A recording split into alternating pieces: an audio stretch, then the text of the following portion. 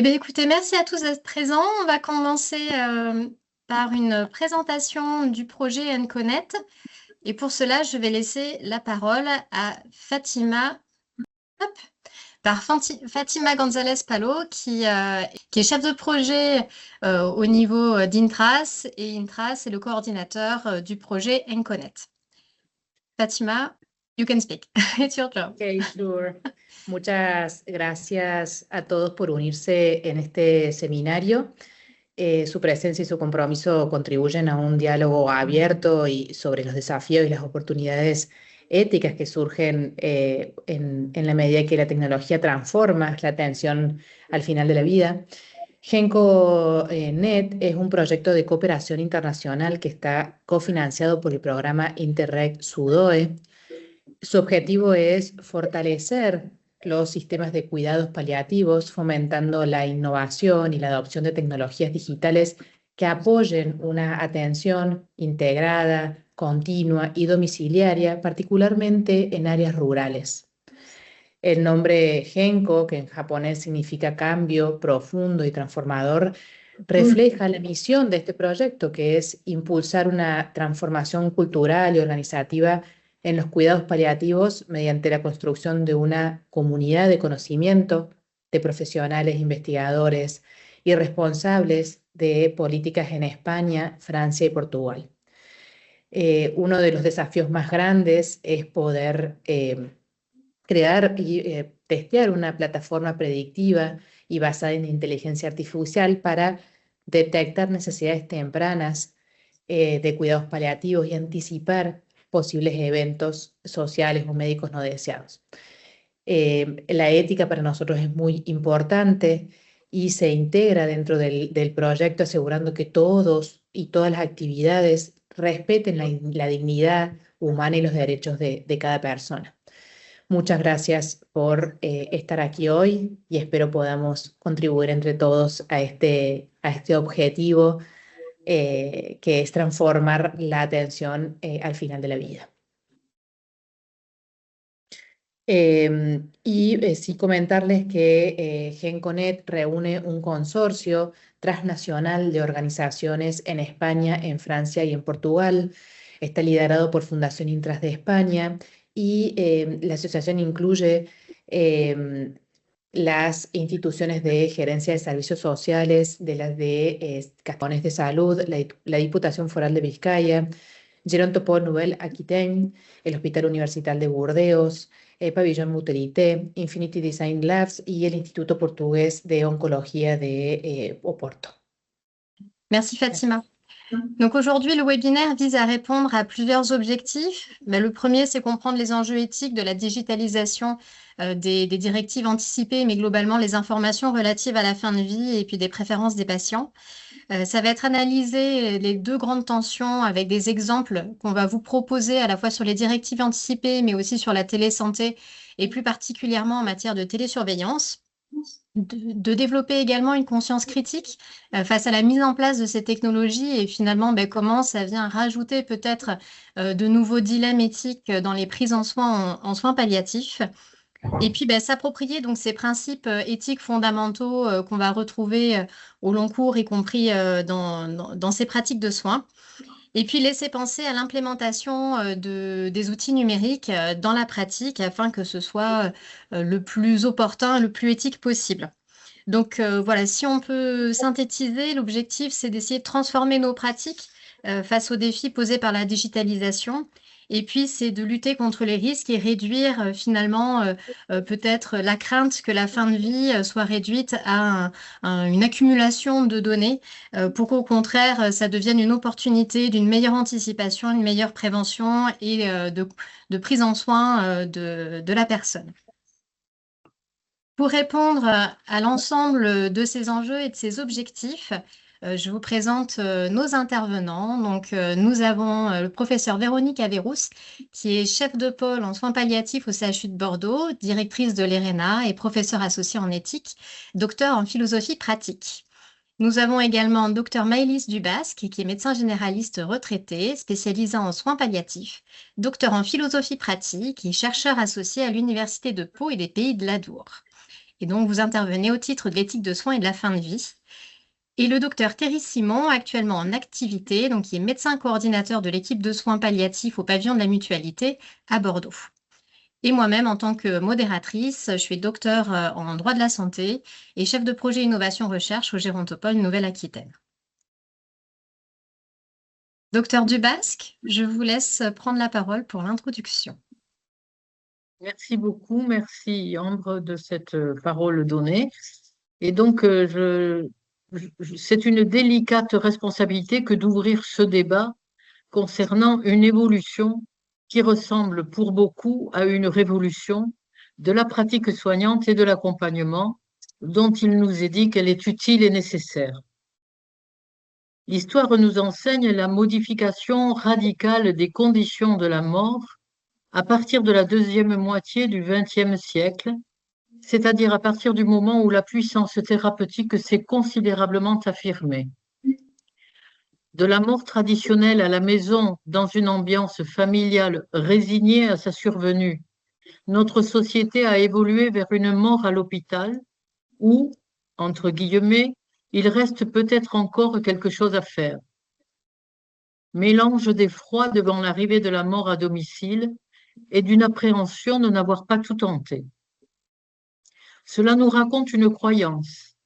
La médecine doit vaincre la maladie, toutes les maladies. C'est ce que nous attendons de son progrès. Mais cela nous raconte aussi une ignorance propre à notre modernité. Quelle est la réalité de la fin de la vie? Que savons-nous, je parle de la population, que c'est-elle cette population? De la réalité difficile d'une vie qui s'éteint, d'un corps qui résiste alors que plus rien ne fonctionne, de la disparition de la pensée avant même la fin du corps. Bref, que connaît aujourd'hui notre communauté, en dehors des équipes de soins, du tragique de la fin de vie? Dès les années 60, la solution d'hospitalisation a été privilégiée pour apaiser toutes ces inquiétudes et ces interrogations. Après tout, l'arrivée de la fin de la vie n'est-elle pas l'affaire des équipes de soins? Ainsi, la familiarité avec la mort s'est progressivement perdue en proportion de l'augmentation de sa médicalisation. Par ailleurs, nous ne pouvons ignorer que les institutions d'hospitalisation soient également une réponse au manque d'intervenants au domicile, en particulier en milieu rural, dans le cadre d'un habitat dispersé. À cette difficulté s'ajoute l'évolution des structures familiales qui modifie la manifestation des solidarités traditionnelles et des présences accompagnantes. Dans ces conditions, le désir de rester chez soi pour sa fin de vie paraît de plus en plus problématique, voire illusoire, dans le cadre d'une espérance d'assistance effective. Paradoxalement, un autre mouvement se dessine aujourd'hui qui souhaite apporter une réponse favorable au désir de rester chez soi évoqué par nombre de personnes. Le développement des structures médico-sociales en ce sens, les modifications du Code du travail, je parle là de la législation française, congé d'accompagnement familial, financement spécifique pour de la présence humaine, ont déjà tenté de faciliter ce maintien à domicile. La dématérialisation de cette assistance à distance par l'outil numérique semble ouvrir ainsi de nouvelles possibilités techniques pour ce genre de prise en soin. Néanmoins, de nombreuses questions éthiques se posent face à cette évolution. Pour qui ces nouvelles techniques seront-elles porteuses d'amélioration? La personne malade, son environnement proche, les acteurs de soins, les institutions, les GAFA. Et pourquoi? Quel apport effectif de ces nouveaux outils pour la clinique et la qualité de l'accompagnement d'une personne en fin de vie? Les exemples pratiques qui vont suivre nous permettront d'envisager des réponses à ces différentes questions. Merci, docteur Dubasc. S'il y a des remarques, des réactions dans l'Assemblée, n'hésitez pas. C'est vrai que l'idée de cette introduction, c'était vraiment de rappeler qu'en fait, justement, ça va être un petit peu écosystémique, le fait de pouvoir choisir et de rester chez soi pour les derniers instants, et comme vous le disiez, également sociétal, dans cette culture de, on va dire, de respect du corps, d'accès au corps au corps qui est malheureusement déclinant. Et donc l'intervention de ces nouvelles technologies où finalement, bien évidemment, on va voir qu'ils sont pluriels. Principalement, on va dire l'élément central, c'est le dossier médical dans sa digitalisation, le dossier médical numérique, et puis des outils propres aux soins palliatifs avec les directives anticipées qui sont dématérialisées. Et on va voir que de nouvelles plateformes également peuvent intervenir à la fois pour la coordination, mais aussi pour le suivi à domicile. Donc, à ce titre, je laisse le professeur Averrousse nous faire un premier état, on va dire, de la mise en place des directives anticipées et de leur digitalisation. Un grand merci, Ambre, pour cette invitation et un grand merci à toute l'équipe Enconnect. Voilà, donc je vais en 5 points, surtout 4, vous proposer une petite histoire de la digitalisation très rapidement. Bon, tout le monde sait que le dossier médical était sur papier depuis très très longtemps et l'informatisation est apparue dans les années 70-80 et elle a commencé à avoir une réflexion éthique lors des premières lois de bioéthique. Donc éthique et loi ne vont pas forcément ensemble, mais toutes les avancées technoscientifiques ont fait qu'il y a eu de grandes réflexions éthiques autour de cela et ça a donné lieu à des lois de bioéthique. Donc en 1994, la première loi était justement une réglementation sur les données de santé. Et c'est vraiment la e-santé est apparue dans les années 2010 avec une digitalisation marquée par la massification des données, donc des corrélations, des arbres décisionnels, de la prédiction, avec cette notion finalement de digitalisation massive de toutes les données et des questions autour de la protection de ces données. L'IA est apparue très rapidement, notamment dans le cadre du diagnostic, de la prédiction, de l'aide à la décision. Et toutes ces informations peuvent être actuellement digitalisées, notamment autour de la médecine personnalisée, des génomes, des phénotypes, etc. Donc les débats éthiques montent actuellement autour de tout cela, notamment du consentement, de l'autonomie par rapport à toutes ces arrivées technologiques et par rapport aux biais algorithmiques. Donc, je vais vous parler, puisque c'est de ça dont il est question, des choses qui peuvent être finalement digitalisées et qui aident théoriquement les soignants à pouvoir en même temps être dans une position de bienfaisance et en même temps de respecter l'autonomie des personnes, puisqu'il y a un grand mouvement d'autonomisation de la personne depuis la loi du 4 mars 2002, Kouchner, la loi Leonetti et Claes-Leonetti. Et donc, la personne de confiance a émergé dans la loi du 4 mars, du 4 mars 2002. Et cette personne de confiance, je pense que la plupart d'entre vous connaissent, sauf nos collègues d'Espagne, c'est vraiment, ce n'est pas la personne aimée, la personne référente, mais c'est la personne qui peut au mieux témoigner de ce que nous souhaiterions lorsque nous serons dans une situation de fin de vie et dans une situation dans laquelle nous ne pourrions plus nous exprimer. Donc, ça serait la personne qui pourrait finalement parler à notre place. Cette personne de confiance est réapparue dans la loi Leonetti de 2005 et elle est devenue donc la première parole entendue par les soignants dans la loi Claes-Leonetti de 2016, avant les personnes qui nous sont le plus proches finalement, puisqu'elle est le témoin de ce que nous aurions pu dire et donc elle est le témoin de notre autonomie finalement. Les directives anticipées sont aussi une disposition légale française apparue dans la loi Leonetti de 2005. Donc ces directives anticipées permettent d'écrire ce que nous souhaiterions et ce que nous ne souhaiterions pas, pareil, dans des situations où nous ne pourrions pas nous exprimer. Elles sont écrites, anticipées dans la loi Leonetti. Elle devait être renouvelée tous les 3 ans. Donc là, quand on les écrit, elles sont définitives, mais bien évidemment, on peut les changer régulièrement. Et actuellement, elles s'imposent aux médecins, sauf dans des situations d'urgence ou si elles sont manifestement inappropriées. Actuellement, donc ça, c'est vraiment des dispositions légales qui existent et dont d'aucuns diraient qu'elles ne sont pas assez connues. Ça a toujours été des reproches qui ont été faits, autant pour les lois Leonetti, Claes-Leonetti, pas assez connues du public, pas assez connues des professionnels.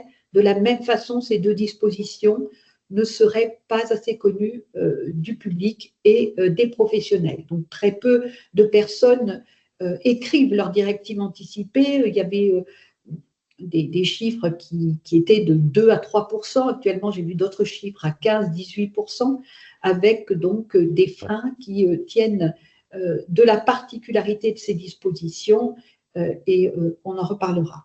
Une notion plus récente qui est l'Advanced Care Planning ou planification anticipée des soins est actuellement ce qui est prôné, en tout cas dans les enseignements que l'on fait aux étudiants de médecine palliative, qui sont plus, je vais dire, dépliés que les directives anticipées et qui permettent, dans l'accompagnement de la personne, de rechercher ses objectifs de vie et de pouvoir décider avec elle des propositions de prise en soin, de prise de traitement des symptômes, etc.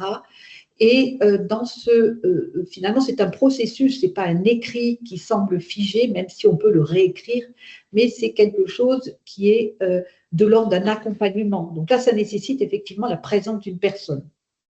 Donc, les limites éthiques intrinsèques de ces dispositions, notamment des directives anticipées, c'est que souvent les personnes ne souhaitent pas se projeter comme ça dans un état qu'ils ne connaissent pas. Donc ça, c'est une véritable limite. Il y a le fait qu'elles ne sont pas connues, mais il y a le fait que beaucoup de personnes ne souhaitent pas le faire en disant « ça ne me concerne pas, moi, maintenant ».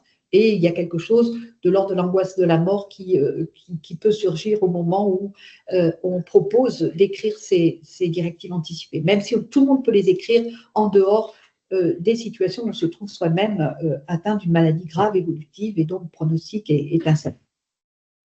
Une autre limite également, c'est que lorsqu'on écrit nos directives anticipées à un T0, on n'est plus le même à un temps ultérieur et encore moins le même lorsque l'on est malade. La Haute Autorité de Santé s'est saisie de cette problématique en partie, je veux dire, par le fait qu'elle ait proposé des schémas de rédaction lorsque l'on n'est pas malade ou lorsqu'on est en situation de maladie. Et ensuite, il y a toutes les limites de la digitalisation de ces données de santé, et notamment de la personne de confiance et des directives anticipées. C'est ce qui va être finalement imagé dans la situation clinique que mon collègue va vous proposer. C'est que lorsque c'est digitalisé, il faut bien qu'il y ait des personnes qui digitalisent et ça sera évidemment pas forcément, mais en tout cas, il y a toute la limite de l'utilisation de ces techniques. Il faut être un petit peu rodé à la e-santé, à la digitalisation, et on le voit, on est toujours souvent embêté lorsque on se trouve face à des soucis pour des webinaires ou des rencontres en visio. Je vous remercie beaucoup. Merci, professeur Averrousse. Finalement, on pourrait dire que les directives anticipées, c'est un peu le paradoxe de la rigidité, parce que au départ, on a quand même voulu qu'elles deviennent opposables aux professionnels de santé, donc faire en sorte qu'une fois rédigé, le professionnel soit d'une certaine façon contraint de respecter la volonté du patient. Et d'un autre côté, effectivement, il y a cette idée de la réadaptabilité peut-être du contenu des directives anticipées au long cours, bien au-delà de la digitalisation, finalement, qui va peut-être se surrajouter à cet enjeu de base des directives anticipées. Peut-être moi. Oui. Donc, je voulais juste rajouter un petit truc. Exactement. Et puis, une autre des limites que je n'ai pas dites, mais qui est dans les textes de loi, c'est qu'elles sont contraignantes pour le professionnel de santé, pour le médecin, sauf en cas d'urgence ou si elles sont manifestement inappropriées. Voilà, je ajoutais ce petit point. Et moi, je voulais peut-être vous poser une petite question aussi en termes de pratique, de rédaction de directives anticipées. Est-ce que vous avez parlé de la personne de confiance, du proche aidant? Il y a aussi d'autres, on va dire, classifications des proches, comme la personne à prévenir, globalement la famille aussi. Est-ce que vous pensez que le fait qu'il y ait une multitude finalement de profils, ça crée aussi des difficultés dans l'aide à la rédaction ou à l'application des directives anticipées en matière de fin de vie? Alors, normalement, c'est indépendant, puisqu'on peut rédiger ces directives anticipées et les mettre à un endroit qui nous plaît, le donner au médecin traitant, le mettre dans notre portefeuille, le mettre dans le dossier médical. A priori, dans le cadre de l'Advanced Care Planning, ces directives anticipées seront dans ce dossier qui sera aussi dématérialisé. Il y aura tout un dossier sur les objectifs, etc. Mais donc ça, c'est à mon avis indépendant de la personne de confiance, mais qui peut tout à fait être informée et même avoir lu ces directives anticipées, mais pas obligatoirement. La personne de confiance, on va la nommer, ça peut être, lorsque c'est quelque chose que je dis souvent aux étudiants, ça peut être le clodo du coin, parce qu'on a discuté avec lui et on dit c'est lui qui saura le mieux exprimer exactement ce que je veux. Mon conjoint, mon enfant est pris dans une relation affective, parfois qui biaise ce qui pourrait être ce que je souhaite rationnellement, si tant est que l'on pense toujours rationnellement dans ces situations-là. Donc, et là, les textes de loi en France, en tout cas, sont très clairs, c'est-à-dire que ce que dira la personne de confiance si je ne peux plus, ma personne de confiance, si je ne peux plus m'exprimer, sa parole primera devant celle de mon enfant, celle de mon mari, celle de mes parents, etc. Ils auront beau dire, mais je vis avec lui, je sais ce qu'il veut, et c'est pas ce clodo du coin qui va pouvoir dire ce que mon proche souhaitait, c'est moi parce que je le connais. Eh bien non, la loi française donne une primauté à la parole de la personne de confiance. Je ne sais pas si ça répond un peu. Si. Je vous remercie. Donc, ça fait tout à fait le lien avec le cas pratique que nous propose le docteur Terry Simon. Donc, Terry, je te laisse présenter finalement cette situation. Merci Ambre. Bonjour à tous. Merci également pour l'invitation. Donc, effectivement, avec mon expérience pratique de médecin de soins palliatifs en équipe mobile, avec une activité principale à domicile, les thèmes qui avaient été proposés pour ce webinaire m'ont inspiré, enfin en tout cas m'ont rappelé des situations que j'ai rencontrées à domicile. Et pour ce premier thème, ça m'a fait penser à monsieur C, 77 ans, un monsieur que je rencontre à son domicile, qui est plutôt en milieu rural, il est atteint d'un cancer du pancréas métastatique, évolutif, avec une annonce récente d'arrêt des traitements spécifiques. Un monsieur qui est très organisé, voilà, il travaillait dans l'administratif, il avait tous ses papiers bien en ordre, tout son dossier bien trié par ordre chronologique et très versé dans le numérique. Il avait suivi un peu l'évolution. En France, on a ce qu'on appelle le dossier médical partagé, un dossier qui est accessible pour tous les professionnels de santé pour tout ce qui concerne les rapports d'hospitalisation, les lettres de spécialistes, etc., etc. Ce monsieur, il avait déjà anticipé, bien avant l'annonce de la fin de la prise en charge curative, ces directives anticipées. Il les avait rédigées très précocement, il les avait chargées dans son dossier médical partagé numérique, où tout le monde, théoriquement, pouvait y avoir accès. Ce monsieur, par contre, il était très inquiet par rapport à son épouse, qu'il n'a pas voulu désigner comme personne de confiance. Il estimait qu'elle était trop fragile émotionnellement, donc il l'a mis volontairement à l'écart, même si quand on la rencontre à domicile, elle est à côté de nous, elle entend un petit peu ce qui se passe, mais un peu à l'écart, un peu dans la pièce d'à côté. Elle fait des allers-retours et le monsieur insiste pour qu'elle n'intervienne pas. Bon, on respecte son choix, mais c'est effectivement ce qui va nous poser des difficultés par la suite, vous allez le voir, puisque On arrive à discuter de cette fameuse planification anticipée de soins avec un monsieur qui souffre beaucoup de son cancer du pancréas, qui a beaucoup de douleurs. On arrive à le soulager un petit peu, on fait intervenir d'autres équipes, notamment l'hospitalisation à domicile de secteur qui nous permet d'assurer un suivi avec le médecin traitant et les infirmiers libéraux. On arrive vraiment dans une situation à domicile assez idéale sur le papier avec une coordination d'équipe, une communication facilitée par les outils numériques, par l'utilisation du dossier médical partagé. Et en fait, le point de bascule, c'est quand monsieur devient confus parce qu'il a une atteinte hépatique, une atteinte de son foie sur son cancer, qui fait qu'il perd pied un petit peu, il perd un peu le contrôle des prises de médicaments, où sont ses papiers, où sont ses documents. Et comme sa femme n'était au courant de rien, en fait, et ils sont un peu isolés. Les enfants ne sont pas à proximité immédiate et puis ils ne sont pas non plus dans la confidence. Donc en fait, sa femme est obligée de prendre le relais, puisqu'on sait bien que le maintien à domicile souvent et repose beaucoup sur les aidants naturels. Et donc sa femme s'est retrouvée dans cette position malgré le fait que son mari ait essayé de l'éviter. Et donc, son épouse, elle nous dit clairement, moi, je ne sais pas utiliser Internet, je ne sais pas utiliser les mails, du coup, je n'arrive pas à retrouver ces papiers, etc. Et quand vient le moment un petit peu de bascule où on se demande si le monsieur avait quand même souhaité être hospitalisé pour sa phase terminale, mais il voulait quand même un maintien à domicile autant que possible. Ça a été difficile parce que finalement, les directives anticipées étaient assez claires. Il voulait une hospitalisation, mais son épouse nous disait oui, mais il voulait quand même rester plus longtemps à domicile. Donc, il a fallu reprendre cette planification anticipée de soins, communiquer au jour le jour avec les différentes équipes. Il se trouve qu'en fait, les directives anticipées, j'y avais eu accès, mais en fait, sur le dossier médical partagé en ligne, il l'avait chargé dans un mauvais dossier, ce qui fait que si une équipe d'urgence avait dû intervenir pour X ou Y raison, ils n'auraient pas pu les retrouver facilement. Pour finir, le dénouement, le monsieur a pu être hospitalisé, ses douleurs étaient mal contrôlées, était confus et le domicile est trop anxiogène pour l'épouse et pour lui-même.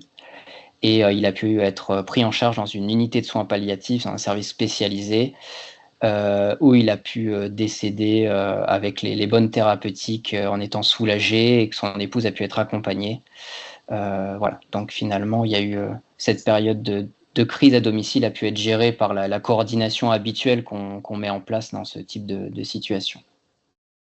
Et donc, si je peux résumer, en tout cas, quand on m'a parlé de ce thème et que j'ai repensé à cette situation, c'est vrai que les tensions éthiques qui me paraissent ressortir, et puis je laisserai Malice Dubas, Véronique Averrousse rebondir éventuellement là-dessus, c'est la question avec la digitalisation et l'acte numérique de cette équité. Parfois, il y a les professionnels qui ont des difficultés d'y accéder. Les patients, il y a une différence entre les patients et les proches, d'avoir les compétences suffisantes pour accéder à ce numérique. Et puis aussi, il y a toujours des erreurs qui sont possibles, ce qui fait que derrière, les décisions, les souhaits des patients, des proches, même si elles sont tracées à un moment donné, et c'est un peu ce que disait le professeur Averrousse sur les limites des directives anticipées. C'est un document figé qui est certes évolutif, mais à un moment donné, la situation peut évoluer quotidiennement. On sait qu'elles sont révocables à tout moment, et c'est toujours des tensions sur l'application des souhaits, du projet de soins, de la planification anticipée de soins, ça nécessite toujours des discussions au jour le jour pour être sûr que ça correspond toujours aux souhaits du patient. Merci Thierry. Est-ce que dans l'Assemblée, il y a des remarques peut-être sur ce cas pratique, des questions que vous aimeriez poser à Thierry, peut-être sur la façon dont ces dilemmes éthiques ont été traités en interne? Est-ce que finalement ça vous paraît assez clair? Je vois dans les slides, enfin dans les commentaires de la conversation, effectivement, que désormais l'accès pour le DMP se fait par Mon Espace Santé. Donc effectivement, ça a créé, on va dire, un portail d'accès en France, en tout cas pour le dossier médical numérique, peut-être un enjeu supplémentaire en matière d'électronisme, effectivement, et puis d'accès au numérique. Ce qu'on peut peut-être vous proposer aussi comme élément de réponse à ces éléments de cas pratiques, c'est peut-être des solutions ou des actions complémentaires pour essayer voilà, d'apporter des points, peut-être des leviers à ces enjeux. L'un, ce serait de former les patients et les proches à l'usage du numérique. Peut-être que ça pourrait être un moyen de s'assurer à un moment aussi crucial de l'entrée en soins palliatifs et de la fin de vie, peut-être qu'il y ait une personne qui puisse s'assurer que les patients et l'entourage aient un minimum de formation et d'usage du numérique pour ne pas être ensuite dans une situation d'inégalité d'accès aux informations. Donc on l'a vu, l'intérêt également de désigner cette personne de confiance pour accompagner dans les démarches. Bien évidemment, ça relève comme tu l'expliquais, Thierry, de ces éléments aussi personnels et puis de la capacité également à la personne de confiance de pouvoir se positionner comme personne de confiance. Et puis de créer des interfaces simples et accessibles pour tous. Peut-être que le DMP, en tout cas en France, le dossier médical partagé n'est peut-être pas suffisamment accessible pour comprendre où déposer les documents d'intérêt, ou peut-être avoir un élément aujourd'hui qui permettrait de mettre encore plus en lumière les dossiers qui seraient, ou les informations qui seraient cruciales pour certains parcours de soins, comme c'est le cas en soins palliatifs. Voilà, peut-être également que de s'assurer d'une forme de traçabilité aussi des décisions et de s'assurer qu'il y ait bien une possibilité d'accessibilité en cas d'urgence. Alors normalement, ça doit être le cas pour les directives anticipées. Quand la personne arrive aux urgences, vous avez une lettre de liaison, c'est bien ça, Thierry? Oui, oui, oui. Pour répondre un petit peu aussi à la question là que je vois dans le chat, l'accès au DMP, en fait, donc peut se faire par le patient, il peut donner les accès à la famille. On peut retrouver finalement son dossier médical partagé parmi toutes les situations que je vois à l'heure actuelle. C'était le dossier médical partagé le mieux tenu, le mieux exploité par un patient que j'ai eu à voir jusqu'à présent, sachant que c'est quelque chose qui est quand même assez récent, en tout cas l'usage Mon Espace Santé par les patients commence à se déployer, mais c'est un monsieur qui l'utilisait plutôt bien. Mais c'est juste, voilà, avec la panique des symptômes, l'anxiété, son épouse qui ne maîtrisait pas et qui n'avait pas été, même si on l'a fait participer à la discussion derrière, puisque comme on le rappelait, quand il n'y a pas de personne de confiance, on consulte aussi l'avis des proches, évidemment, dans le projet de soins. Mais voilà, l'accès au DMP, tout professionnel peut y avoir accès à partir du moment où le patient l'y autorise. Et éventuellement, en cas d'urgence, on a cette fonction un peu brise-glace où on peut y accéder. Donc, on n'a pas besoin des proches pour accéder au DMP en situation d'urgence ou si on a le consentement du patient auparavant. Oui, effectivement, je vois, il y a d'autres commentaires dans le chat en lien avec l'accès au DMP. Peut-être aussi, il faut que ce soit un automatisme pour les professionnels, non seulement de déposer les informations dans le dossier médical partagé, mais également le fait d'aller voir si le dossier médical bien partagé est bien rempli par la personne, et peut-être qu'il y ait une forme de responsabilité aussi partagée entre les patients et les professionnels pour s'assurer on va dire d'un correct remplissage, si je peux dire ça comme ça, des informations dans le dossier médical partagé. Oui, effectivement, docteur Serinia, on a collaboré sur cette situation, donc j'imagine que ça vous a rappelé des souvenirs. Oui, quand on y pense, vu que en tant que professionnel, on n'a pas forcément encore le réflexe de consulter le dossier médical partagé, et bien là, effectivement, les directives anticipées en plus n'étaient pas au bon endroit. Donc pour ceux qui ont déjà consulté un dossier médical partagé, il faut savoir qu'à l'heure actuelle, même s'il est quand même organisé, il y a des filtres, il y a des fonctions de recherche, il y a un encart spécifique pour déposer les directives anticipées. Là, le patient les avait déposés un peu comme un fichier lambda et qui a été un peu noyé dans la masse des lettres de liaison d'oncologue, de prise de sang, etc. Donc c'était aussi une difficulté supplémentaire. Et puis effectivement, couplé, alors il y avait un dossier papier à la maison aussi, il était très organisé ce monsieur, mais pareil, beaucoup noyé un peu dans la masse, son épouse perdue.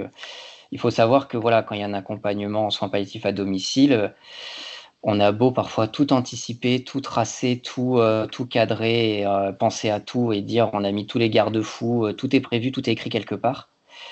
Il suffit d'une personne qui n'ait pas toutes ces informations, qui les ait.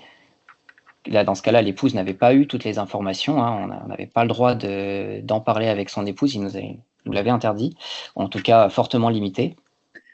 Et du coup, son épouse était perdue dans cette paperasse. Donc, même s'ils étaient présents à domicile, voilà. Nous, les professionnels de santé, j'ai appuyé le trait parce que c'est vraiment le thème du jour.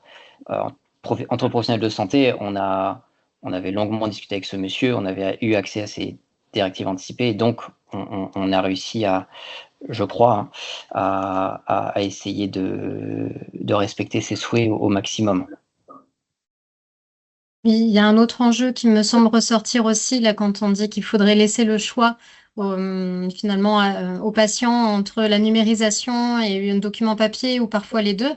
La problématique également que ça pose, ça va être dans ces différents supports de savoir quel est le plus récent, le plus mis à jour, déjà de savoir où est-ce qu'ils sont stockés et en plus d'ensuite de pouvoir faire la chronologie, si je peux dire, de révisabilité. Donc ça également, bien penser à la datation de chaque document pour pouvoir s'assurer de respecter au mieux le choix de la personne. Alors, une autre question, serait-il possible de coupler les directives anticipées avec la carte vitale? Oui. Alors ça, c'est pas une question que moi je peux répondre. Ça va être vraiment ceux qui s'occupent un petit peu du développement de la plateforme, hein, évidemment, mais on peut leur faire remonter cette question, enfin cette proposition, sachant que les professionnels de santé peuvent accéder au DMP via la carte vitale. Oui. Donc, d'une certaine manière, c'est lié, mais effectivement, quand on insère une carte vitale dans un lecteur, il y a marqué si les droits sont à jour, mais il n'y a pas marqué si les directives anticipées sont à jour. Ça, c'est vrai. Du coup, ça reprend une question que j'allais partager avec l'ensemble des participants, intervenants comme personnes assistant au webinaire. Ce serait on va dire, de qui serait la bonne personne compétente pour s'assurer ou surveiller de la qualité des documents en ligne, à votre avis? Est-ce que ça reste le patient ou est-ce qu'il faudrait au contraire peut-être un care manager, à votre avis? L'objectif, c'est toujours dans le cadre de respecter l'autonomie de la personne. Donc, si quelqu'un s'occupe de manager ces documents, encore faut-il qu'il accepte. Parce que là, l'exemple, le monsieur ne voulait pas, c'était quand même son épouse qui était au plus près d'elle. Je ne sais pas s'il avait désigné une personne de confiance. Il avait écrit les directives anticipées. Il ne souhaitait pas mêler son épouse parce qu'elle était, entre guillemets, trop fragile. Mais après, quand lui ne peut plus du tout s'exprimer, ça devient compliqué de respecter l'autonomie telle qu'il l'avait anticipée auparavant. Oui. Et ça fait écho à un commentaire dans le chat. Effectivement, il faut également que la personne ait la capacité et qu'elle ne soit pas atteinte de troubles cognitifs, ne serait-ce que pour rédiger les directives anticipées, effectivement, comme pour désigner une personne de confiance. L'objectif, c'est toujours dans le cadre de respecter l'autonomie de la personne. C'est toujours ça qui revient systématiquement dans les raisons de tous ces dispositifs. Et il y avait la question du consentement. Dans le chat, quelqu'un avait posé la question du consentement. On est en plein là-dedans, autour de la question de l'autonomie de la personne. Bien évidemment. Bon, je vous propose de passer au thème suivant, qui est relatif cette fois-ci aux outils qu'on pourrait avoir dans le suivi, que ce soit donc en télésanté, objets connectés, et puis l'impact que ça peut avoir sur le respect de la vie privée et de la dignité. Donc pour ce faire, je vous laisse, professeur Averrousse, nous faire un petit panorama de ces objets-là et de leur impact sur la relation patient-soigné. De nouveau, merci Ambre. Et juste avant, je voulais dire 2 mots sur des choses qu'on voit assez couramment sur ce qu'est la relation de soins. Certains disent que un soin, c'est déjà une relation, et donc c'est presque un pléonasme. Et la consultation, en général, dans un premier temps, elle sera toujours physique. On imagine mal un soin, il y a un peu cette notion du corps à corps. Cette question du soin, elle a été bien conceptualisée par les éthiques du Caire, et entre autres par un philosophe qui s'appelle Frédéric Worms, qui disait que le soin était subjectivant, un peu comme la relation maternelle. Il est subjectivant, le corps est touché, lavé, en même temps on parle à l'enfant, et il y a quelque chose qui se subjective quand le corps est respecté, bien évidemment, dans ce soin qui est j'emploie un grand terme, qui est constitutionnel de notre être vulnérable. On est tous vulnérables, ça, blessables. On n'est pas fragile comme nos patients, mais on est tous vulnérables, et donc on a tous eu besoin à un moment donné du soin dans nos premiers âges, et on en a besoin évidemment dans les derniers soins. De mon point de vue, mais je pense que ça doit être partagé par beaucoup de choses, il n'y a pas de télémédecine, de téléconsultation sans une relation préalable. On ne peut pas imaginer, bien évidemment, il existe des téléconsultations avec un médecin expert qui n'aura jamais rencontré le patient, mais la présence de quelqu'un qui est présent, qui peut examiner la personne est importante, et ça ne sera pas… Enfin, il y a quelque chose, ça sera exprimé peut-être différemment par d'autres personnes, mais il y a quelque chose qui est important dans le suivi d'un patient, certainement par Maëlys. Il est absolument, quand un médecin suit un patient, qu'il le connaisse, pour pouvoir parler avec lui, pour l'avoir examiné, etc. L'écran peut changer la relation thérapeutique, mais il peut aussi, à l'instar de la pensée, être une relation souvenir. Je veux dire par là que quand on connaît la personne et qu'ensuite il y a une téléconsultation, il y a quelque chose qui reste vivant, charnel, du fait même du souvenir d'une personne qu'on connaît, qu'on a rencontrée physiquement. Voilà ce que je voulais vous proposer concernant la relation de soins. Donc évidemment que l'écran permet de pouvoir offrir, quand il y a un manque absolu lié à l'éloignement notamment géographique, et malheureusement, ce n'est pas une bonne raison, mais le manque de soignants fait que parfois on a besoin de pis-aller que sont donc l'écran. L'exemple de la télésanté, plus précisément de la téléconsultation en font foi. Voilà ce que je voulais vous dire.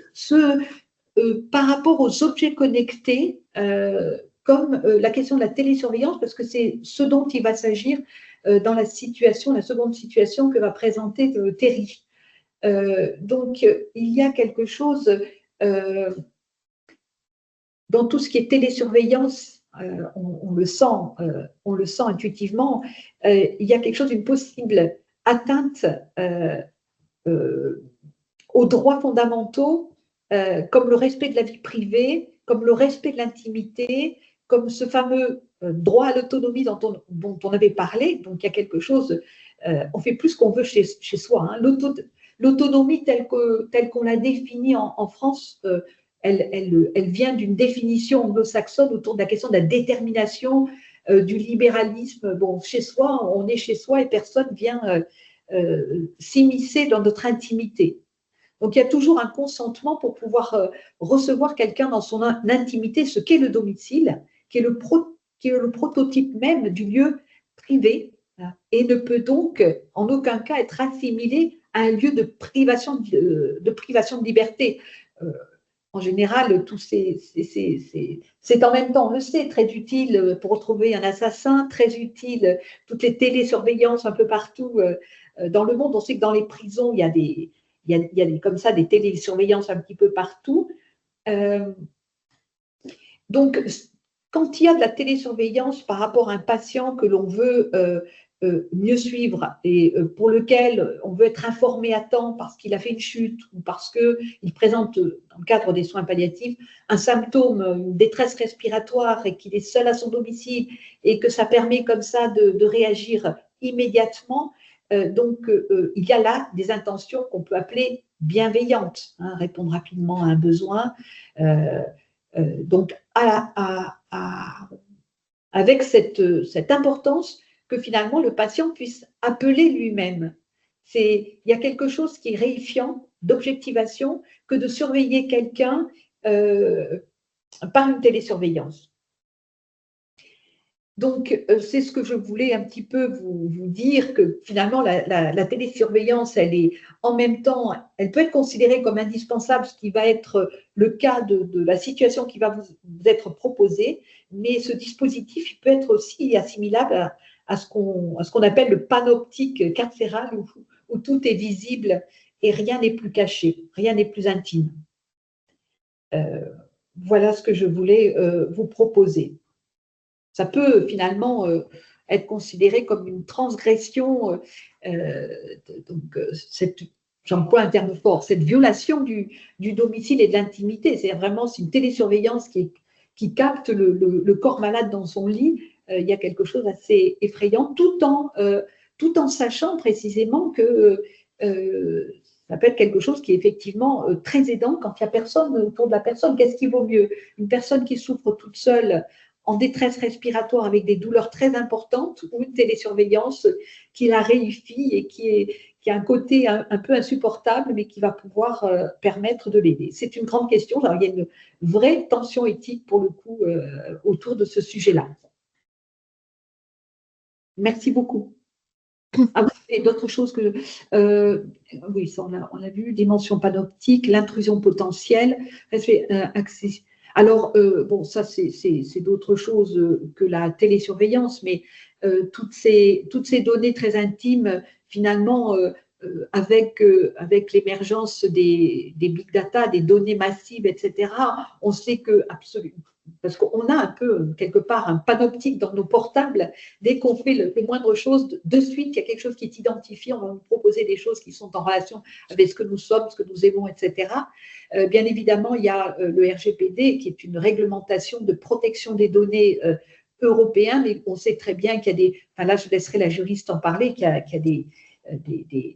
finalement des fuites de données malgré tout, et que le secret médical est quand même très perturbé avec tous ces objets, même s'ils sont absolument indispensables, et que de toute manière, c'est un fait, et qu'on va vers ce monde-là.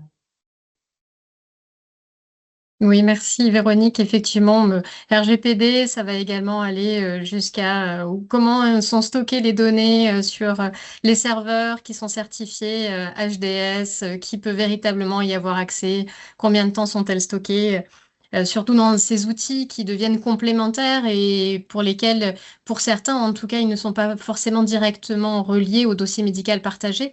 Donc, il doit bien y avoir effectivement un stockage, on va dire, intermédiaire avant de pouvoir faire potentiellement une extraction globale de l'ensemble de ces données pour les retranscrire dans le dossier médical partagé.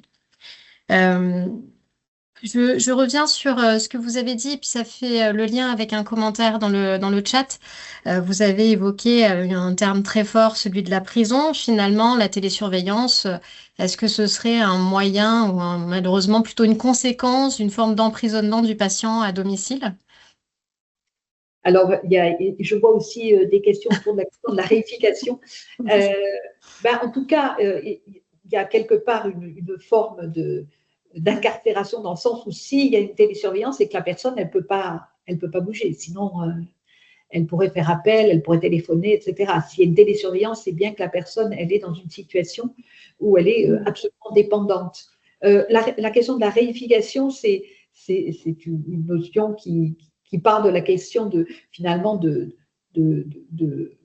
alors c'est moins fort, d'objectivation, c'est-à-dire que la personne, elle est résumée à son corps, elle est résumée à son apparence, et elle n'est plus, c'est la question de la subjectivité de la personne dans son sens entier, de personne qui souffre, qui parle, qui agit, etc. Et tout ça finalement disparaît sous une image de quelque chose que l'on surveille, d'un objet qui peut… donc c'est ça, quelque part, la réification. Je ne sais pas si ça répond à la question qui avait été posée dans le… Et effectivement, c'est Frédéric Worms, qui est un philosophe contemporain, qui a écrit Le moment du soin, et qui parle que la relation de soin est subjectivante. qu'on devient sujet à travers la relation de soin, à travers le soin, à travers la sollicitude et à travers la parole qui permet au sujet de se construire. Et donc là, on n'est plus sujet, on est obligé devant une machine qui voit. Enfin, il y a quelque chose, c'est pour ça qu'on parle du panoptique, une espèce de dévoilement de l'intimité qui est visible en pleine lumière et le fait même d'être sujet, ça c'est un autre philosophe, Sartre, qui dit que être sujet, c'est pouvoir voir sans être vu. Et là, on ne voit plus, mais on est vu. On est carrément, c'est l'opposé de ce qui fait de nous des sujets. Voilà. Mhm.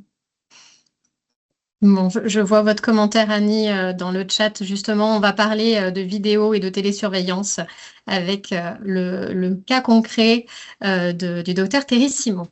Juste pour dire que, c'est juste un mot, hein, qu'une réflexion éthique, une tension éthique, ça ne veut pas dire que la télésurveillance est mal et que pas de télésurveillance est bien. Ça veut dire qu'il y a du bien des deux côtés, mais que ça rentre dans une tension qui est extrêmement difficile à résoudre. Enfin, je voulais juste rajouter. Tout à fait, Merci. Véronique. Et c'est ce que je vais essayer d'illustrer parce qu'effectivement, ce thème m'a inspiré une situation concernant une dame de 97 ans qui vivait seule à domicile. Voilà, c'est une dame qui garde une relative autonomie avec, en fait, elle a un problème surtout d'une maladie du sang, une maladie de la moelle osseuse qui nécessite des transfusions régulières à l'hôpital, des déplacements nombreux qui s'accentuent avec un bénéfice clinique qui est de moins en moins perceptible. C'est une dame qui vit seule à Bordeaux, son fils unique vit à Paris. Il est encore en activité, lui, au niveau professionnel. Il est aussi voilà, très occupé. Et donc, en fait, nous, on rencontre cette dame donc, dans le cadre de toujours de mon activité d'équipe mobile soins palliatifs avec le médecin traitant à domicile pour discuter un petit peu du projet de soins. En fait, cette dame, donc voilà, ces transfusions sont en train de s'arrêter parce qu'il n'y a plus de bénéfices ressentis. Il y a la fatigue liée au transport régulier à l'hôpital. Et c'est une dame qui, malgré des troubles cognitifs légers, est quand même a une autonomie décisionnelle. Elle est capable de dire ce qu'elle souhaite en termes de soins. Elle est capable de comprendre l'impact que cela a sur son pronostic.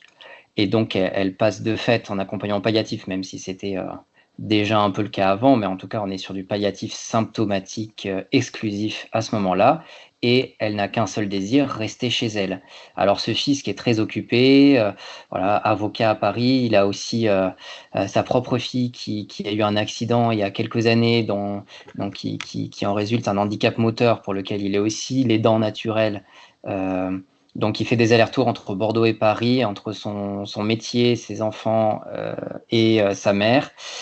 Et donc, pour permettre le maintien à domicile, il y a des auxiliaires de vie qui sont là quand même un certain nombre d'heures par jour, mais qui ne peuvent pas, enfin, il n'y a pas de solution 24 heures sur 24 hein, pour un coût financier que l'on connaît.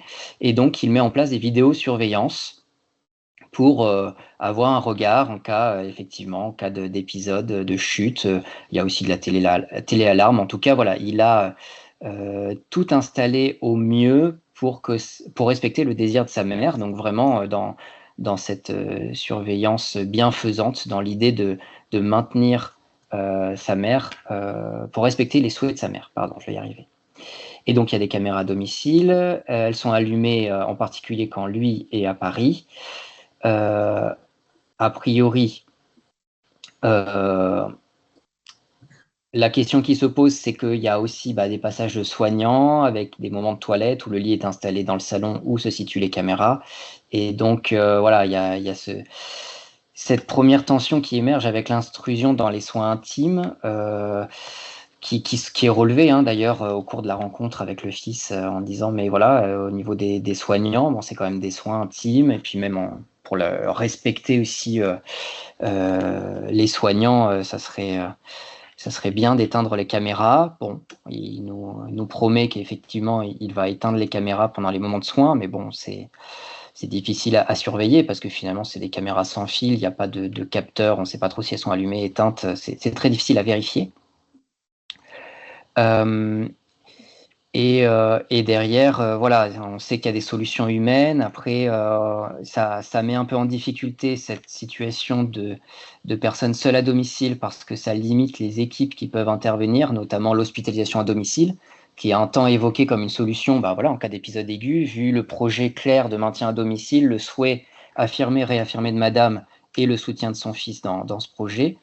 Mais voilà, les difficultés financières que j'ai déjà abordées, le fait que potentiellement madame ne sera pas en capacité d'alerter, limite en fait, et l'hospitalisation à domicile décide de ne pas se mettre en place pour des raisons de sécurité, parce que s'ils sont en place et qu'ils ne peuvent pas intervenir, voilà, c'est très difficile. Et donc on aboutit à ce paradoxe où en fait madame décède à domicile, avec des symptômes relativement contrôlés, hein. Il y a quand même eu des petits moments d'angoisse, évidemment, mais je vous les épargne. Mais voilà, il y a ce paradoxe où madame meurt seule, mais le fils nous dira un peu plus tard qu'il regardait à ce moment-là par la caméra, il surveillait, il était dans cette surveillance de sa mère pour s'assurer que tout allait bien. Et donc, voilà, on peut se poser la question, est-ce qu'elle était vraiment seule? Est-ce que la caméra, la vidéosurveillance pouvait l'accompagner, pouvait remplacer la présence humaine? Voilà, c'est des questions qui nous ont interpellés au moment de cette prise en soin à domicile. Donc, on est vraiment resté dans cette impasse éthique jusqu'au bout. On a essayé de soutenir le fils au maximum, on a essayé de trouver des solutions toujours pareil, en discutant régulièrement, quotidiennement avec le fils, les auxiliaires de vie, l'hospitalisation domicile, le médecin traitant, voilà, essayer de trouver des solutions, mais finalement, voilà, la maladie ne nous a pas laissé le temps d'avoir un dénouement plus, comment dire, plus satisfaisant, voilà, d'un point de vue éthique. Et en même temps, voilà, on s'est heurté à l'obstacle que, voilà, au vu de cet aidant naturel qui n'était pas partagé entre des millions de responsabilités, effectivement, c'était peut-être la solution la moins pire. Donc, oui, voilà, je crois que j'ai un petit peu tout dit, et puis se rajoute effectivement, pour revenir à l'usage de la technologie, donc, est-ce que la technologie remplace vraiment la présence humaine, donc cette surveillance bienfaisante, le paradoxe du mourir seul à domicile, le non-respect de l'intimité jusque dans la mort, est-ce que voilà, cette phase terminale, ces dernières heures regardées par l'œil d'une caméra est très respectueux. Et puis de longs débats aussi qui nous agitent dans le consortium ENCO sur ces capteurs qui sont nécessaires à la technologie, mais qui sont aussi très intrusifs au domicile, intrusifs de cette intimité, intrusifs de cette autonomie, et de tout cela. Merci Thierry. Effectivement, il y a une des questions qui pourrait peut-être se poser, c'est la vidéosurveillance, enfin en tout cas cet outil de télésurveillance, est-ce que ça a même pas fait que transmettre l'image en temps réel, mais est-ce qu'il y a eu aussi un enregistrement sur du long terme en fait de ce moment de fin de vie, qui peut là aussi poser question quand même sur le réusage de ces images potentiellement par le fils, même si on imagine que bon, ça doit être délicat de pouvoir se repasser en boucle, malheureusement. C'est étrange de dire ça, mais cette situation. Effectivement, c'est une question qui reste aussi en suspens. Et non, il n'y avait pas de possibilité de communiquer. Enfin, bon, ça fait un petit moment et j'avoue, j'ai pas posé la question spécifiquement, mais pas à ma connaissance. Il n'a pas pu parler via la caméra, via le dispositif. C'est vrai que maintenant, il y a des fonctionnalités qui permettent que l'écran de la télé s'allume pour qu'il puisse y avoir un proche qui puisse également avoir son image qui s'affiche pour pouvoir échanger plus ou moins oralement avec la personne à son domicile. Mais oui, maintenant, avec les nouvelles fonctionnalités de la télésurveillance, oui, on pourrait très bien imaginer que ça pourrait aller jusque-là. Ce qui serait beaucoup plus... il y aurait une réciprocité beaucoup plus éthique, si je peux me permettre d'employer ça comme ça, où la personne malade, d'autant plus cette personne qui était consciente, qui pouvait s'exprimer, qui avait une autonomie. qui était autonome. C'était la définition même de l'autonomie, c'est s'autodéterminer dans sa tête. On peut être complètement dépendant et être très, très autonome, et inversement, pas être autonome et être complètement indépendant. Donc, on peut imaginer effectivement que si le visage de son fils s'affichait sur la télé et qu'il lui parlait, je suis à la télé maman, et puis qui est une fonctionnalité qui empêche de regarder pendant la toilette, que les soignants puissent fermer quand il y a quelqu'un auprès de cette dame, que les soignants puissent fermer la télésurveillance. Enfin, c'est Oui, quelque chose de, oui, la caméra ou ce genre de choses. quand même. Mais ça pose la question aussi de la confiance, de la relation entre les proches, le patient, les soignants, ça met toute une défiance. Puis derrière, effectivement, où on se pose la question de, est-ce que si vraiment, il voulait assurer ce maintien à domicile, l'hospitalisation à domicile a posé des conditions très claires. On aurait pu, il y avait beaucoup de solutions qui ont été, avancées et qui ont finalement été refusées ou, comment dire? Mis à distance par le fils ou par les soignants. Enfin, finalement, ça n'allait pas, c'est trop tôt, c'est trop cher. Il y avait toujours, un petit peu voilà, c'est toujours difficile dans ce type de situation, à savoir un peu qui a raison, qui a tort. Est-ce que l'intrusion humaine est finalement été plus dérangeante pour la dame que l'intrusion par les vidéosurveillances? Finalement, je n'ai pas la réponse à cette question. Parfois, on a aussi ce genre de réponse où les patients n'aiment pas l'intrusion de leur domicile par des personnes inconnues qui tournent beaucoup dans les services d'auxiliaire de vie, ce genre de choses. Oui, je vois les commentaires également dans le chat. Oui, pas facile des fois d'éteindre toutes les caméras. Il y en a qui peuvent être bien dissimulées. Donc effectivement, pour pouvoir voilà, être sûr qu'on soit dans une réelle intimité dans ces moments-là, c'est pas si facile que ça, je pense. Et maintenant, bon, là, ton exemple, Terry, c'était vraiment en lien avec une image, une captation de la personne. D'autres outils de télésurveillance, maintenant, ne présentent pas l'image, mais sont capables également de dire exactement comment se sont réalisés les soins, tout simplement avec des capteurs, on va dire, sensoriels et de mouvement. Donc bon, est-ce que ça va limiter des tensions éthiques? Est-ce qu'au contraire, finalement, ça reste tout autant intrusif parce que la seule chose qu'il n'y a pas, c'est l'image, mais finalement, la surveillance en tant que telle est exactement la même? Et la question, enfin, il y a quelqu'un qui a mis dans le chat une question tout à fait intéressante, mais bon, quand des personnes peuvent s'exprimer, bien évidemment, ce qui était le cas de cette personne, de cette malade, juste la parole. Pour couper la caméra, il suffit de mettre quelque chose devant pour masquer les soins. Technique utilisée en musique dans les chambres où il y avait une caméra. Donc voilà, se débrouiller pour empêcher je vais employer un terme fort encore, cet espionnage. Oui, ça veut dire que maintenant, il faut que le professionnel fasse le tour du domicile avant de pouvoir intervenir vraiment auprès de la personne et ce pourquoi il est là. Ça déplace l'objet du soin, finalement. Oui. Et le sujet aussi. Mais est-ce qu'il n'y a pas un délit sur le plan juridique de mettre une caméra comme ça sans… Normalement, il faut que la personne soit informée, il faut que ce soit les professionnels de santé qui interviennent à domicile doivent être informés qu'il y a ces technologies avec les angles de vue qui doivent être précisés normalement. C'est comme quand on loue une maison sur Airbnb, par exemple, dans le détail de la location, il faut bien expliquer quels sont les outils de télésurveillance, quels sont les angles de vue, comment est-ce qu'elles fonctionnent, quand est-ce qu'elles sont éteintes et qui peut avoir accès aux informations. Donc normalement, pour les soins, ça devrait être largement similaire, même plus. Parce que les intervenants peuvent aussi refuser que la caméra les visionne. S'ils sont Oui, pas là, tout à fait. c'est comme si finalement, en général, souvent on demande aux familles, pas toujours, mais des fois on demande aux familles de sortir de la chambre. Là, c'est de la même façon, on pourrait demander à la personne qui regarde s'il vous plaît, éteignez la caméra, que je fasse mon soin tranquille dans l'intimité et pas…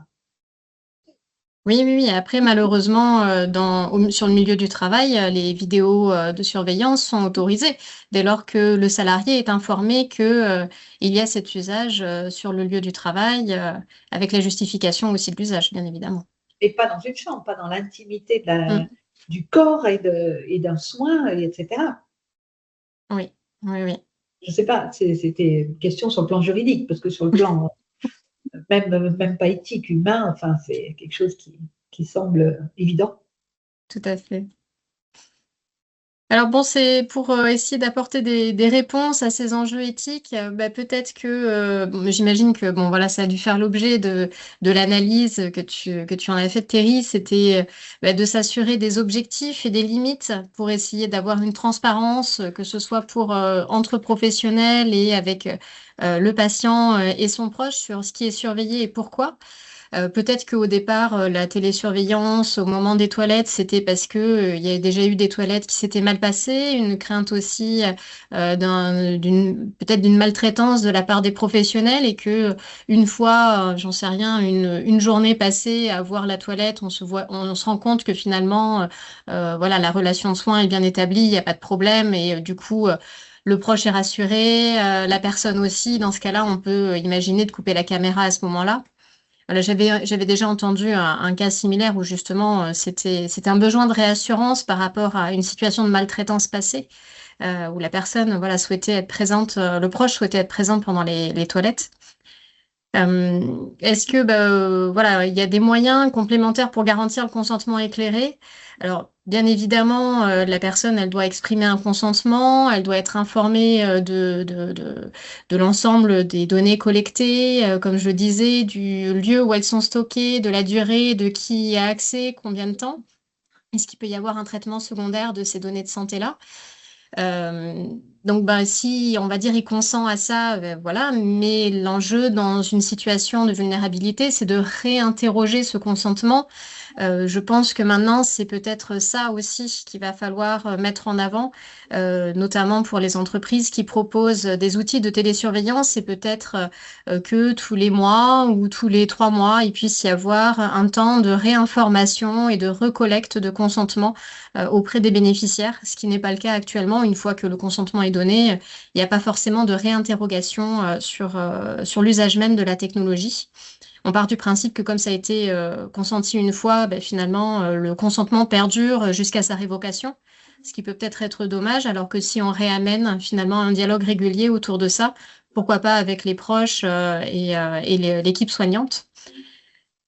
Est-ce que on pourrait pas également s'intéresser à l'équilibre qu'il y a entre sécurité technique et présence humaine? Bon, là, effectivement, on voit bien que dans ton cas, ben, le proche ne pouvait pas être présent et que finalement, c'était pas une question de tant de sécurité que ça. Donc malheureusement, peut-être qu'il n'avait pas bien connaissance de la réglementation française qui lui permettait également d'avoir quelques jours de congé supplémentaires pour pouvoir être au chevet de son proche aidant dans des moments aussi tragiques que la fin de vie. Est-ce que là aussi, voilà, il y a peut-être d'autres dispositifs à imaginer? Et puis, voilà, penser systématiquement également à avoir une formation aussi des soignants sur l'éthique de la télésurveillance, parce que peut-être que eux aussi deviennent d'une certaine façon habitués à ces outils-là et ne les remettent peut-être pas forcément en question. Voilà, donc finalement, un temps d'échange partagé me paraîtrait être un bon moyen, non seulement que les bénéficiaires finaux, patients et proches, aient conscience des enjeux éthiques pour eux-mêmes, mais aussi pour les soignants. Alors, je vois la question est en cas de trouble cognitif, comment on valide l'autorisation de filmer? Ben, normalement, c'est le représentant légal. Voilà. Donc, si c'est un mandataire judiciaire, voilà, il faut aller solliciter son aval, son consentement, qui remplace d'une certaine façon le consentement de la personne. Même si normalement on doit rechercher le consentement au maximum, vu que c'est un acte purement de vie privée. Voilà, c'est ce que prévoit le Code civil à ce niveau-là. N'hésitez pas, est-ce que vous avez d'autres questions sur ce sujet? Ah oui, voilà, la question aussi, une personne qui a des troubles neurocognitifs ne sera pas en mesure d'utiliser un appel malade. Non, non, non, et c'est peut-être également les nouvelles fonctionnalités proposées par les outils de télésurveillance, justement de repérer sans avoir besoin de lancer une alerte que la personne présente des difficultés respiratoires, cardiaques ou autres, et justement charge à la bonne personne de recevoir l'alerte et de pouvoir traiter l'alerte dans les meilleurs délais. Peut-être, Terry, est-ce que tu pourrais nous dire un petit peu comment tu as essayé de gérer les conflits entre la famille, enfin entre le patient, son proche aidant et puis l'équipe? Est-ce que la personne a été Ah, conviée pour en ouais. discuter? Est-ce que ça a été discuté d'abord en RCP? Peut-être que c'est intéressant aussi de présenter un petit peu le processus, on va dire, de traitement du litige, si je peux dire ça comme ça, même si j'aime pas cette expression. Oui, alors c'est pas vraiment un conflit, on est resté en bonne intelligence et toujours on est sur des situations palliatives avec un risque de décès, surtout les maladies hématologiques. Ça peut être, une évolution très brutale, très aléatoire, donc on a respecté aussi la temporalité de chacun, on a essayé de poser les bonnes questions. On a essayé, on a discuté tous ensemble à domicile, l'hospitalisation à domicile qui est intervenue aussi à domicile a reposé les questions, a essayé de reproposer aussi des solutions. Donc, dans notre exercice en soins palliatifs, déjà, voilà, on évite le choc frontal parce que on sait que c'est jamais bon pour les patients. Et il y a toujours de bonnes raisons, comme je le disais, ce proche était partagé entre multiples responsabilités et faisait de son mieux. Et on le sentait que c'était vraiment cette bienveillance qui prévalait dans ses actes. Donc voilà, c'est plutôt, on en discute toujours en équipe, on a discuté régulièrement avec le médecin traitant, l'hospitalisation à domicile, les soignants, on a essayé de se coordonner, de trouver des solutions tous ensemble pour apaiser ces tensions éthiques, voilà, toujours dans un but de privilégier le souhait de madame, de la patiente, de rester à domicile. Donc, on a toléré un certain inconfort. Je pense que finalement, celui qui a été le plus dans l'inconfort a été finalement le fils, hein, dans cet accompagnement. Voilà. Est-ce que tu penses que vous auriez eu besoin peut-être de faire des comptes rendus écrits? Est-ce qu'au contraire, ça aurait été gênant de faire un courrier peut-être qui retrace l'ensemble des craintes des soignants au domicile? Effectivement, si on était face à un aidant qui est dans la colère, comment dire? Dans l'agressivité, c'était pas le cas.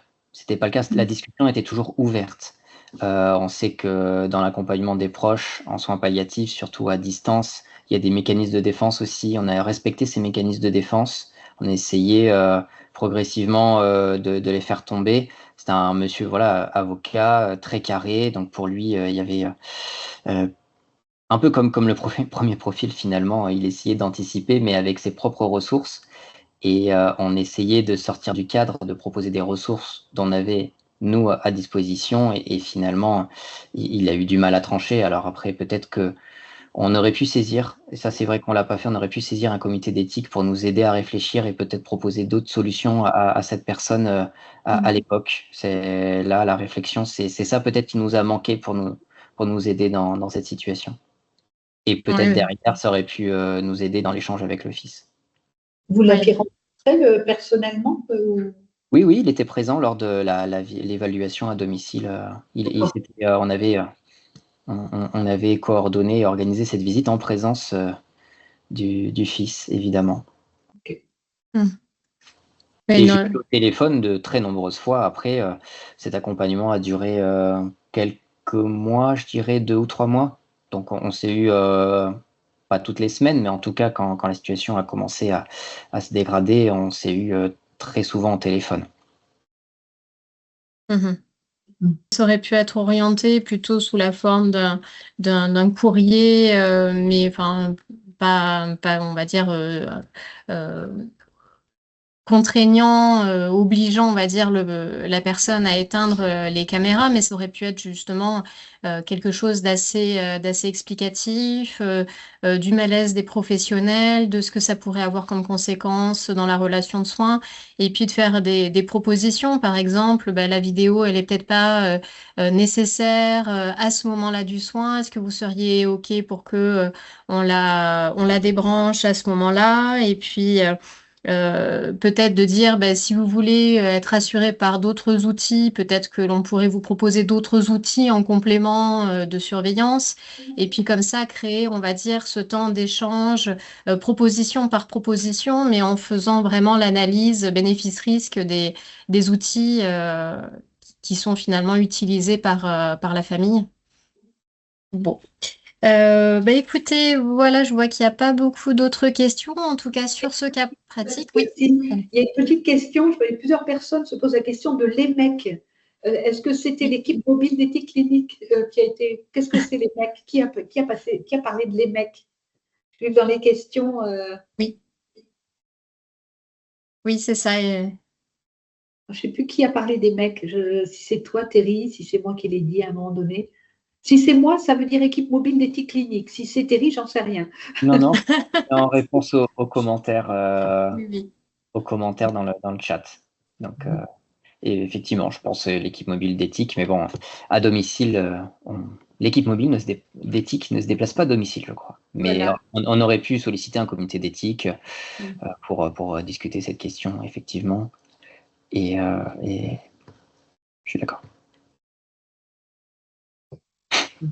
La groupie du professeur Averrousse. Intéressant.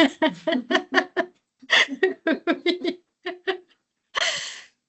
Bon, pour ce faire, nous allons laisser la parole, le mot de conclusion de ces riches échanges en cas pratique, en retour d'expérience par le docteur Maëlys Dubasque. Maëlys, je vous laisse la parole. Merci beaucoup, Ambre. Beaucoup de choses ont été dites qui auraient pu alimenter ma conclusion, mais je voudrais surtout rebondir sur ce qui a été évoqué par le professeur Averrousse, puisqu'elle a fait référence aux principes éthiques fondamentaux qui, pour moi, vont me permettre d'analyser un petit peu tout ce que nous venons de dire. On a l'impression que l'outil ici se situe entre aide et violation. Pour penser ces situations particulières, il nous faut absolument garder les principes éthiques fondamentaux en esprit. La bienfaisance, c'est l'objectif de tous, c'est indéniable. Mais la non-malfaisance demande beaucoup plus d'énergie et, à la différence du principe précédent, demande également du discernement et un effort pour percevoir les limites du pouvoir, de l'intrusion, de ce qui est légitime, de ce qui est permis, de ce qui ne l'est pas. Il y a la considération de l'autonomie de la personne malade qui va être primordiale, c'est-à-dire de sa dignité et de sa capacité décisionnelle, parfois anticipée comme nous l'avons vu à partir des deux supports qui ont été cités, les directives anticipées et la personne de confiance. Et enfin, la justice, qui la plupart du temps se manifestera par l'équité de l'accès aux outils du numérique.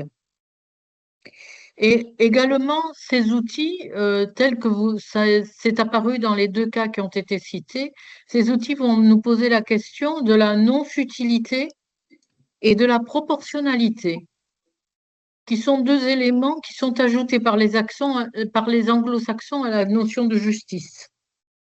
Les outils numériques devront donc tenir compte de leur réelle accessibilité et des aménagements raisonnables qu'ils vont obliger de mettre en place pour qu'ils puissent fonctionner.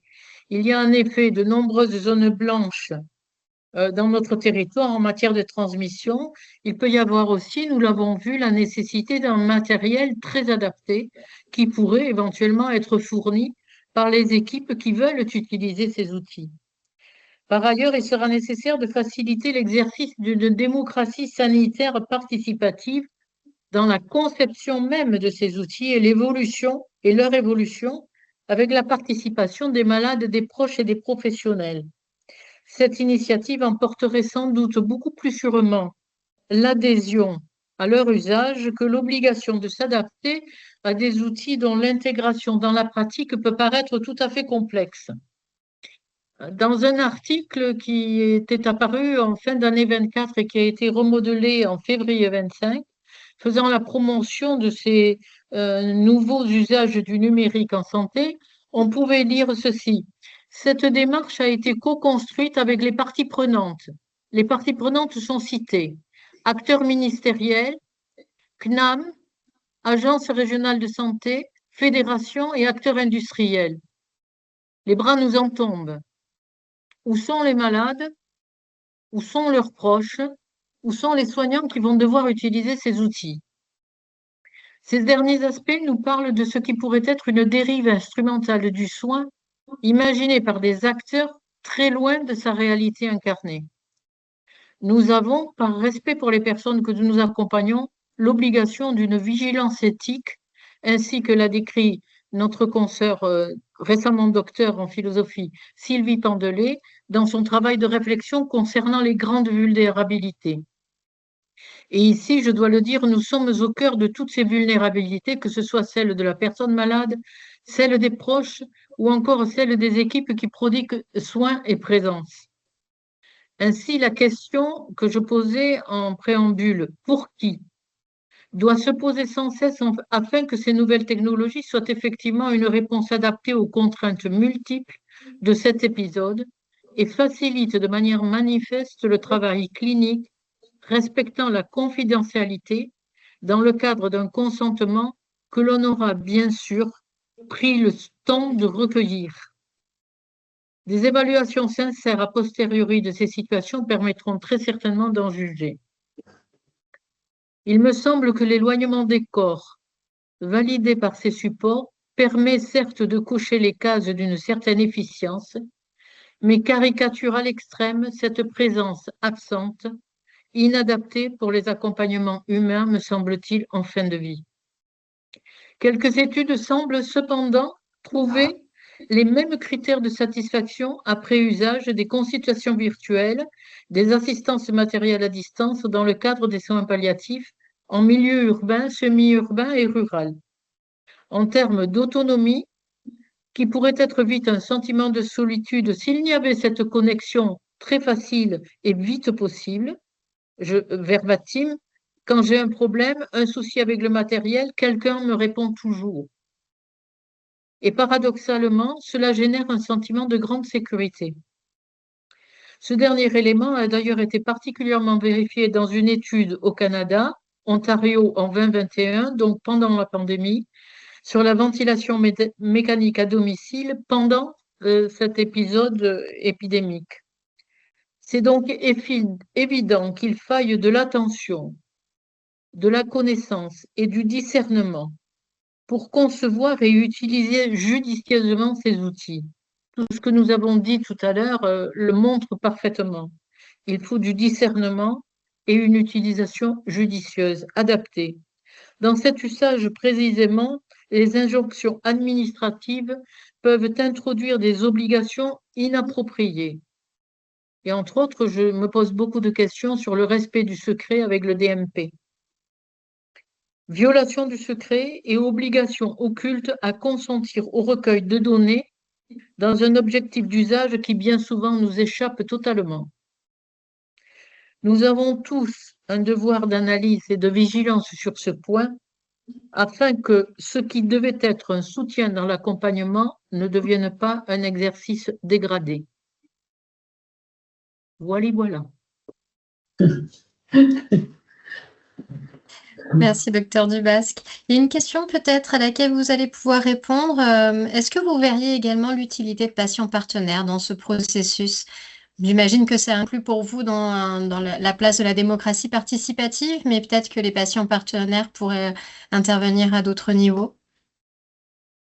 Le patient partenaire me paraît une avancée collective solidaire qui est arrivée avec l'éducation thérapeutique. D'ailleurs, ils ont été d'abord très sollicités à ce niveau, puis ensuite ça s'est étendu dans d'autres usages. Mais j'ai une crainte. Alors, vous allez dire que j'ai tout le temps des craintes par rapport à ce qui modifie finalement une pratique habituelle. Mais c'est vrai que j'ai peur que le patient partenaire devienne le seul interlocuteur des équipes soignantes, le seul qui soit qualifié d'une parole signifiante.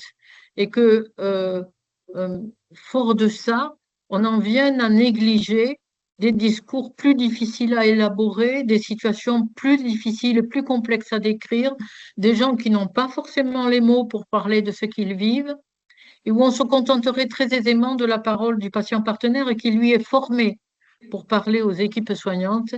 Et c'est ça qui me gêne un petit peu. Est-ce que ça ne sera pas le patient partenaire, l'arbre qui cache la forêt? Pour autant, il me semble fondamental que soit garantie la présence des patients partenaires à l'intérieur des schémas de démocratie sanitaire. Mhm. Non, c'est très raisonnable comme position, je trouve, effectivement. Dès lors qu'il y a un minimum de formation et de compétences, c'est vrai qu'on devient un petit peu formaté aussi, c'est le cas de le dire. Qui dit formation dit également formatage aussi des réponses. Donc, effectivement, pour s'assurer de la parole vraie du patient et des proches, il faudra toujours aller vers eux en priorité avant d'aller vers le patient partenaire, effectivement. Je confirme, vous avez très bien compris mon propos, ma chère Ambre. Merci.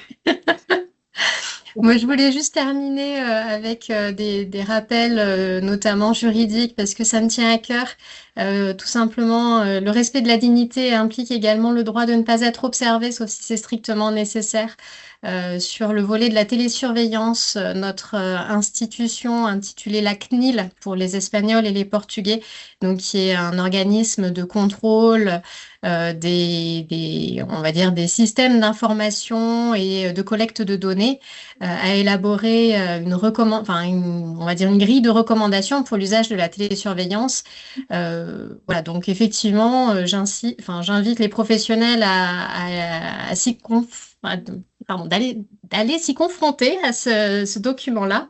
Et puis à rappeler le droit à l'intimité dans les soins, quel que soit le moment. Le droit au silence, parce qu'on a le droit à la déconnexion également, et le droit d'être oublié, parce que on l'a pas évoqué, plus ou moins en tout cas, c'est la question du stockage et de la réutilisation potentielle des données issues de la vidéosurveillance notamment. Mais voilà, du coup, l'intérêt également et le droit d'avoir des données supprimées à la fin de la vie. Voilà pour aujourd'hui. Fatima, if you want to say a few words to conclude this webinar. Sure. Bueno, muchas gracias a todos por su participación en este encuentro. Es muy valioso tener estos espacios de reflexión compartida sobre desafíos éticos, sobre oportunidades que se dan al integrar la tecnología en los cuidados paliativos. Desde GencoNet y todo el equipo agradecimos su tiempo, su interés y su compromiso en estos espacios y esperamos que existan nuevas colaboraciones, que se siga fortaleciendo sobre todo el vínculo entre profesionales, entre investigadores y entre organizaciones de diferentes países que buscamos lo mismo. Muchas gracias a todos por acompañarnos hoy. Quelques petits mots pour finir sur les événements passés et les événements à venir. Nous avons réalisé au courant de l'année 2025 2 événements qui portaient le premier sur les outils numériques dans le parcours du patient en soins palliatifs. Le deuxième était en Espagne et portait sur les outils qu'on pouvait avoir afin de mieux comprendre les besoins psychosociaux des patients en soins palliatifs. Et puis nous vous invitons sur nos 2 prochains événements donc la prochaine ce sera une conférence le 19 novembre à Bordeaux qui portera sur l'intelligence artificielle et les soins palliatifs, de l'idée de la mise en place de cet outil à la durabilité dans les pratiques soignantes. Et puis, le Save the Date ne devrait pas tarder à sortir. Nous allons vous proposer également un webinaire, un workshop en ligne sur les outils, en tout cas l'outil XCOM, qui permet d'évaluer la complexité de la situation en soins palliatifs. Voilà, donc dans tous les cas, restez restez bien au fait de nos événements et on vous remercie d'avoir été si présents et si nombreux aujourd'hui. Merci. Merci à tous et merci à nos intervenants pour leur participation et ces retours d'expérience très enrichissantes.